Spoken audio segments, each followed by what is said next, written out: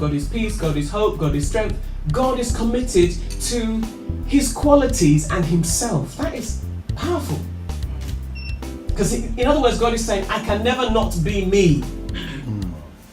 Even if you stop being you, I will never stop being me.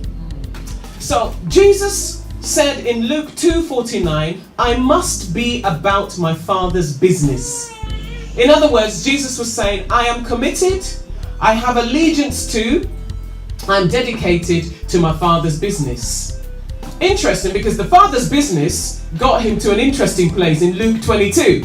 So in Luke chapter 2, Jesus says, I'm committed to my Father's business. A bit like, we're talking about people being hurt, perhaps. And, before we're hurt, we say, I'm really committed to Timothy.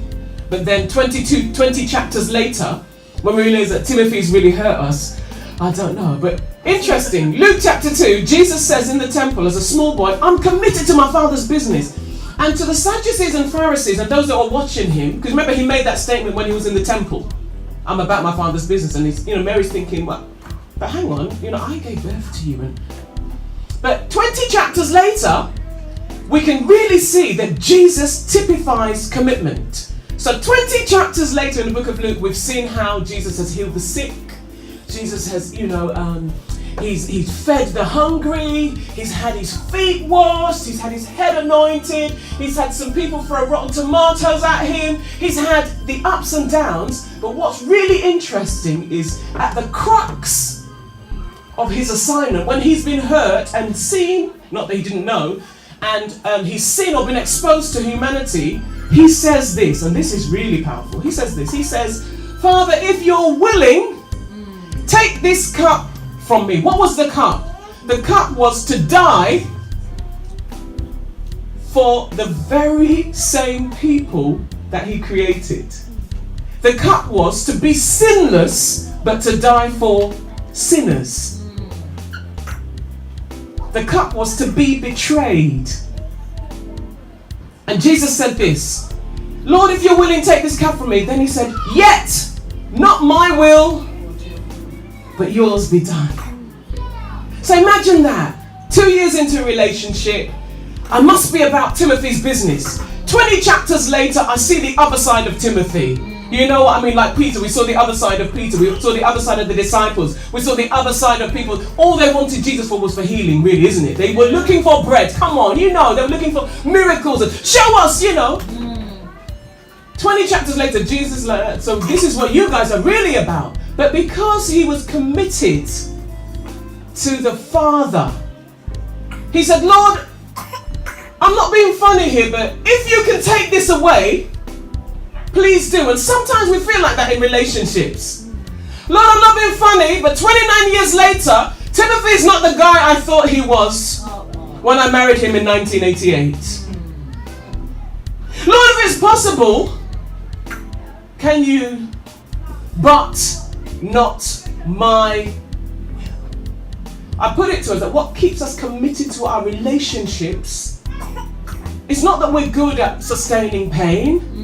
It's not that we're fools, because some people say, well, you're still in there, but you're a fool. It's not a fool. It's because it's not my will. It's God's will.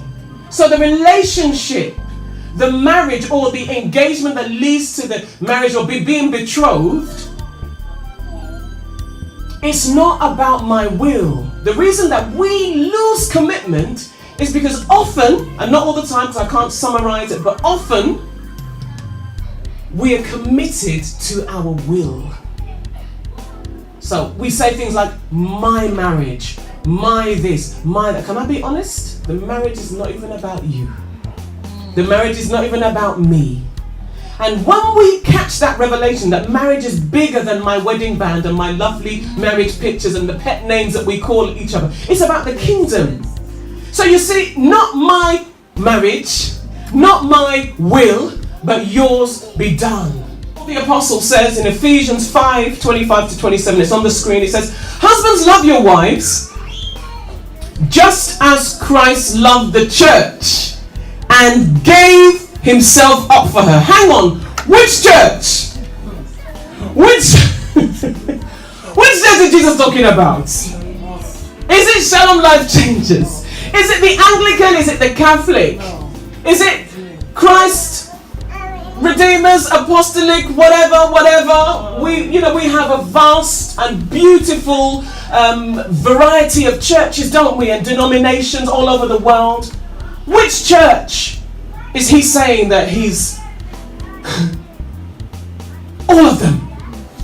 All of us. All of us. He's saying this.